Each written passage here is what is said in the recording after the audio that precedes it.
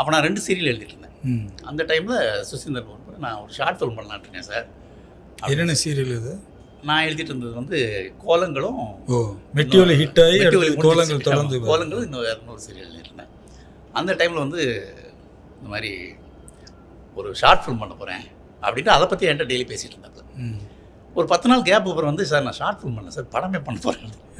எனக்கு ரொம்ப ஆச்சரியம். எப்படி திடீர்னு ஒரு ஸ்போர்ட்ஸ் சப்ஜெக்ட் ஒன்று இருந்துச்சு சார், அதை சொன்னேன். ப்ரொடியூசர் வில்லிங்காக இருக்கார், பண்ணிடலான்ட்டு இருக்கோம். நான் பண்ணுங்க ஆல் தி பெஸ்ட்னு சொல்லிட்டு அனுப்பிச்சி விட்டேன். எனக்கு அதுக்கும் அது வரைக்கும் ஒன்றும் இல்லை. 10 நாள் கழித்து 2 பேரும் வந்தாங்க. வந்துட்டு சார் இந்த படத்துக்கு டயலாக் நீங்கள் எழுதுனா நல்லாயிருக்கும் அப்படின்னு சொன்னாங்க. ஏங்க நீங்கள் பார்க்குறீங்களா, நான் டெய்லி உட்காந்து சீரியலுக்கு எழுதிட்டு இருக்கேன், டைமே இல்லை. இல்லை சொன்னப்பல இல்லை சார் நம்ம அதை அட்ஜஸ்ட் பண்ணிக்கலாம், நீங்கள் எழுதுங்க. நான் சொன்னேன் அப்படின்னா என்னால் வந்து ஆர்டராக உட்காந்து 60 சீனுக்கு எழுத முடியாது, ஏன்னா அந்த மாதிரி டைம் இது இல்லை. ஷெடியூலுக்கு எழுதுற மாதிரி அதுக்கு நான் ஷெடியூலுக்கு எழுதுறேன் அப்படின்னு.